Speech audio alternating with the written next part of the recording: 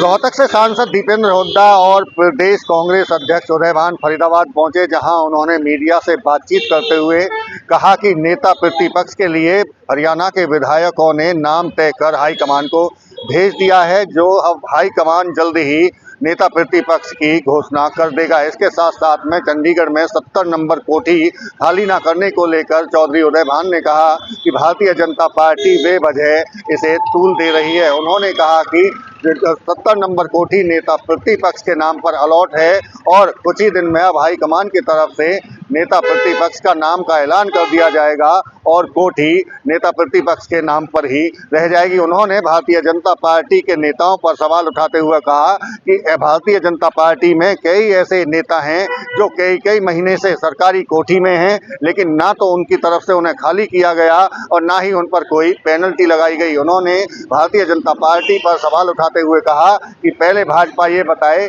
कि उनके खुद के नेताओं पर कितनी पेनल्टी लगाई है और किस किस नेता ने कोठी वक्त पर खाली की है। इस दौरान उन्होंने दिल्ली चुनाव को लेकर भी कहा कि भारतीय जनता पार्टी दिल्ली में कहीं भी मैदान में नहीं है, उनकी लड़ाई केजरीवाल से है। इसके साथ साथ में उन्होंने दिल्ली में जीत का दावा करते हुए कहा कि हरियाणा के तमाम कांग्रेस नेताओं की 1 महीने पहले ही दिल्ली चुनाव में ड्यूटी लगा दी गई थी।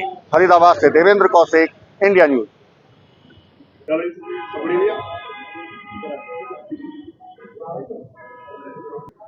देखो, बड़े अफसोस की बात है कि जो एक कोठी का आज मैंने देखा अखबार में उसका वो बना रखा है वही कि हाँ ये पैनल रेट है, ये वो रेट। अरे भाई, वो नेता प्रतिपक्ष के नाम अलॉटेड है। जो नेता प्रतिपक्ष तो बनना ही है, 2 दिन में, 4 दिन में, 10 दिन में जो भी बनेगा उसको नाम अलॉट हो जाएगी। अगर कोई भी होगा पैनल रेट तो पैनल रेट भी दे देंगे।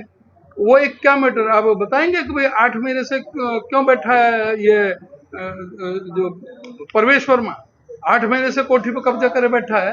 उनके लिए छूट है। जो भारतीय जनता पार्टी के जो मेंबर पार्लियामेंट है, कितना उन्होंने कब्जा कर रखा है, दिल्ली में बैठे उन पर कितना पैनल रेट लगा है।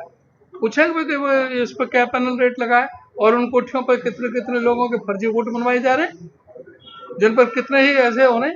तो ये, और जो एक बात अभी आई थी कि कह रहे थे भाई ये मामला हिमाचल का है। हिमाचल में कांग्रेस की सरकार है, लेकिन जब कंप्लेंट आएगी तभी। कंप्लेंट आई 3 दिसंबर को।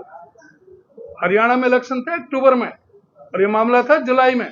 अगर कांग्रेस को राजनीतिक लाभ उठाना होता या कोई होता कांग्रेस को, तो जुलाई में ही इनको जो पूरा पर्दाफाश कर देते, अक्टूबर में इनका पता लग जाता क्या है। ये तो आया ही संज्ञान में नहीं है। जब दिसंबर में, उसके बाद में, क्योंकि एक बड़े नेता इसमें इन्वॉल्व है तो उसको भी वेरीफाई करने में टाइम लगता है। तब ये जो सामने आया है, तब आया कि जब तथ्य सारे वेरीफाई कर लिए हैं। वहां